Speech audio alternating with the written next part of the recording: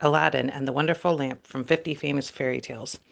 In far eastern lands, there was once a magician who, through his magic books, learned about a wonderful lamp. He alone knew where to find this lamp, but he could not get it by himself, for the lamp would have no magic power until it left the hand of its finder and was touched by another. So the magician sought some stupid person to get the lamp for him. Now it happened that the magician met a poor boy named Aladdin.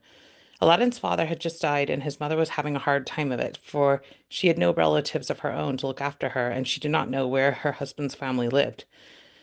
The wicked magician rubbed his hands with glee when he heard all this, for he thought that Aladdin would be just the one to help him get the lamp. So he bought a basket of fruit as a present and went to Aladdin, saying, I am your long lost uncle, the brother of your dead father. Ah, I would have known you for anywhere, for you looked so much like him. Take this fruit to your mother and ask her if I am welcome in her house. Aladdin raced home and told his mother of the news. Of course, she was overjoyed to find someone to help her, and she prepared the best meal possible and bade this false uncle welcome. The next day, the false uncle bought new clothes for Aladdin and took him all over town, telling him to look carefully and choose the sort of trade he would like to follow, and promising to set him up in business he selected. Aladdin now trusted the man completely and was ready to do anything he asked. On the second day, the magician took Aladdin on a long walk outside the city gates, through a beautiful garden, and up the hills, farther than Aladdin had ever been before. At length they came to a fountain springing up between two hills. We shall go no farther, said the false uncle.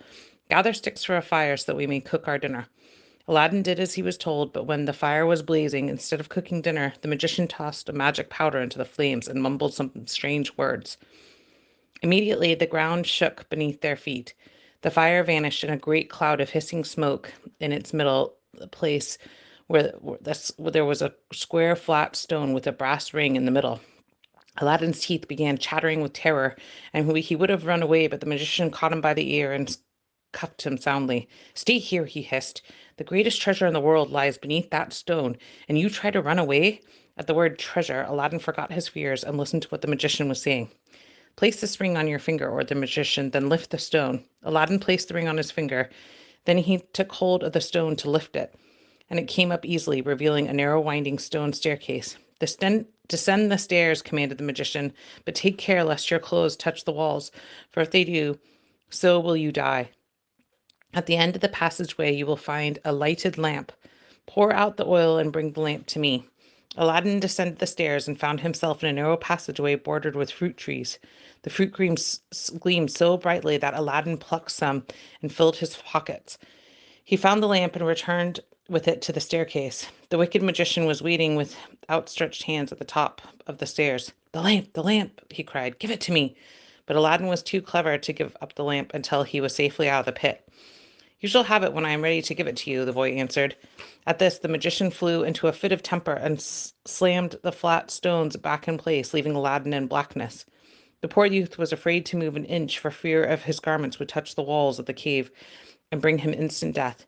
He crouched on the steps for what seemed like an endless time. At last he clasped his hand in prayer, and in doing so he rubbed the magic ring which the magician had placed on his finger. Instantly a hissing cloud of smoke rose before him, and in its midst was a genie who bowed low, saying, Master of the ring, I am your slave. Command, and I obey. Scarcely daring to believe his good fortune, Aladdin said, Bring me up into the sunlight. The words were no sooner spoken than he found himself above ground and the sun shining brightly. He hastened home and told his mother what had happened. When he drew forth the fruit he had picked from the passageway, he discovered it was not fruit, but jewels. They are of no use to us, said the mother sadly, for if we tried to sell such valuables, we'd be hanged as thieves. We can at least sell the lamp, Aladdin said. No one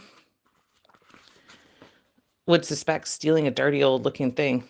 Let me have it, said the mother, and she took it in her hands and began to polish it with her apron, thinking that the clean lamp would bring a better price. Instantly a genie appeared, and a cloud of smoke.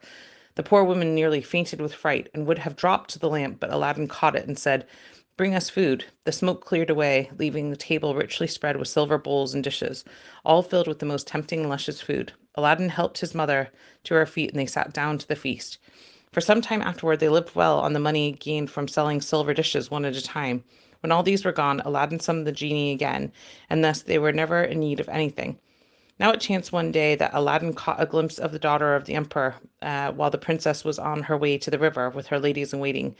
The beauty of the princess was so dazzling that Aladdin fell in love with her at the first sight and longed to have her for his wife. So, according to custom of the country, he told his mother to go to the emperor and ask for the princess as his bride. The good woman was filled with horror, for it was an unheard of thing for the son of a poor widow should marry a princess. But Aladdin begged her to go and take the jewels from the magic cave as a gift. At last she agreed. At first, the emperor would not even listen to her request, but when she unfolded her scarf and showed him the jewels, his eyes lighted greedily. Ah, my good woman, he said, if your son truly wants to marry my daughter, he will send 40 golden baskets, each heaped to the brim with precious jewels. Do this, and I will listen to what you have to say. So the woman went home and told Aladdin, who immediately summoned the genie and demanded the 40 golden baskets of jewels. Then once more Aladdin's mother went to the emperor and asked that her son be allowed to marry the beautiful princess. The emperor did not intend to let such a son-in-law escape, and he agreed immediately that the wedding should take place. Aladdin, however, said that he must wait until he had a palace worthy of his bride, and the emperor gave him the land right next to his own estate. Of course, Aladdin then summoned the genie of the lamp. Building a palace was no more difficult for the genie than providing the meal. Before the nightingales, excuse me, in the palace garden could finish one trill, they appeared a domed palace with windows of rubies and diamonds. It was so complete to the smallest detail there was even a roast pig in the oven. The wedding was performed without delay, and Aladdin took his beautiful bride home to their new castle. He was so noble and kind that she loved him dearly. Indeed, in a short time, everyone in the whole country was praising the young Prince Aladdin. But alas for happiness! Far, far away across the sea, in the deepest of Africa, the wicked magician heard of Aladdin's success and knew that only the wonderful lamp could have given him such wealth and power. His evil heart was with a wild rage as he determined to bring Aladdin to ruin.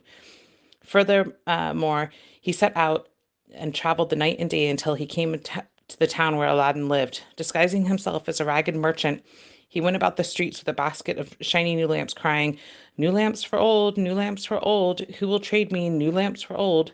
Now, Aladdin was out hunting at the time, but his wife heard the lamp merchant and thought it would be amusing to see if the old fellow really could do such silly thing as trade a new lamp for an old one.